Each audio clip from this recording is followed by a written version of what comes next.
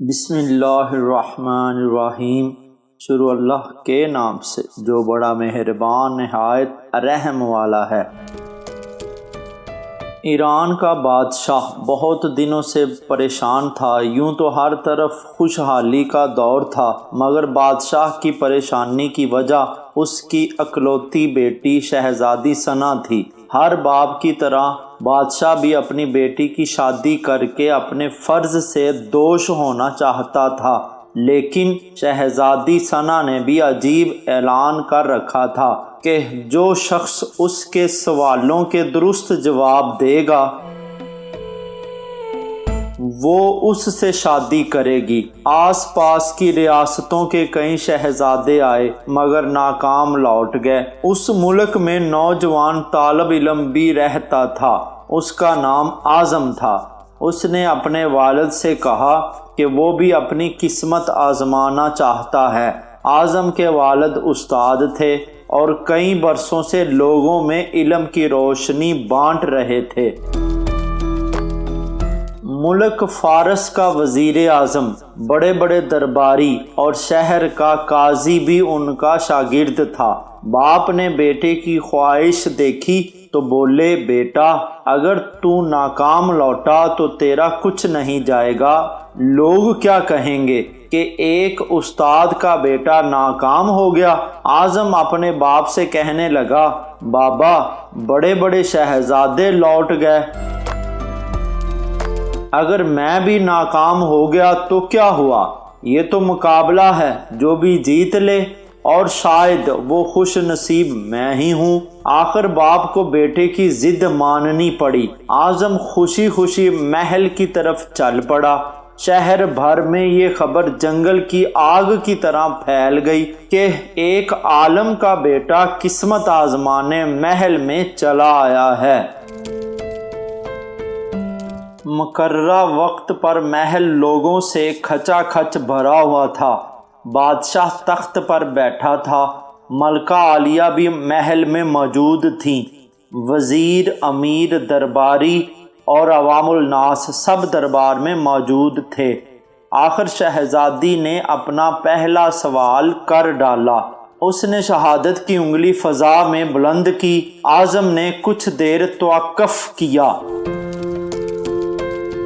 اور پھر شہادت والی انگلی کے ساتھ والی انگلی بھی فضا میں بلند کی۔ یہ دیکھ کر شہزادی مسکرا اٹھی اور ملکہ عالیہ بولی، شاباش اے نوجوان، تم پہلا مرحلہ کامیابی سے طے کر گئے ہو۔ دوسرے سوال کے لیے شہزادی کرسی سے اٹھی اور ہاتھ میں تلوار لے کر ہوا میں چلانے لگی۔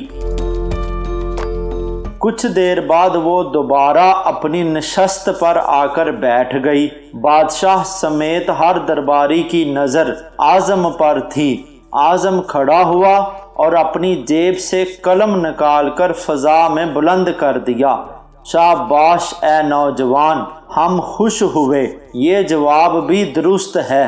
ملکہ عالیہ کی آواز دربار میں ابھری۔ اسی کے ساتھ دربار مبارک ہو، مبارک ہو کی آواز سے گونج اٹھا۔ دو سوالات کیا تھے، ان کے جوابات کیا تھے؟ اب ہر شخص اس پر غور کر رہا تھا کہ شہزادی نے کیا پوچھا اور اعظم نے کیا جواب دیا۔ لوگوں کے لیے یہ ایک راز تھا۔ آخر شہزادی نے تیسرا سوال کر ڈالا۔ وہ تیزی سے سیڑھیاں اتری اور تیزی سے سیڑھیاں چڑھ کر دوبارہ اپنی نشست پر بیٹھ گئی۔ یہ بڑا عجیب و غریب سوال تھا۔ ہر طرف خاموشی تھی، لوگوں کی سانسیں رکی ہوئی تھیں۔ اب تو اعظم کے ہاتھ پاؤں ٹھنڈے ہوئے جا رہے تھے۔ آخر اعظم کھڑا ہوا اور اپنے دل پر ہاتھ رکھ کر شہزادی کی طرف دیکھنے لگا۔ مرحبا، مرحبا اے نوجوان، مبارک ہو، شہزادی نے تمہیں پسند کر لیا ہے۔ ملکہ عالیہ کی آواز کے ساتھ ہی شہزادی ثنا شرما کر محل کے اندرونی حصے میں چلی گئی اور محل مبارکباد کی آواز سے گونج اٹھا۔ لوگ خوشی سے جھوم رہے تھے۔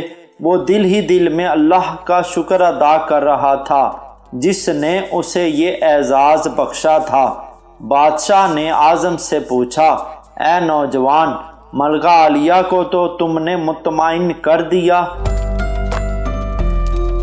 اب یہ بتاؤ کہ تم سے کیا پوچھا گیا تھا اور تم نے کیا جواب دیا؟ اگر تم نے ایک بھی غلط جواب دیا تو تمہاری گردن اڑا دی جائے گی۔ اعظم پر اعتماد انداز میں کھڑا ہوا اور بولا، بادشاہ سلامت۔ شہزادی نے ایک انگلی کھڑی کر کے پوچھا تھا کہ تم کیا اللہ کو ایک مانتے ہو؟ میں نے 2 انگلیاں کھڑی کر کے جواب دیا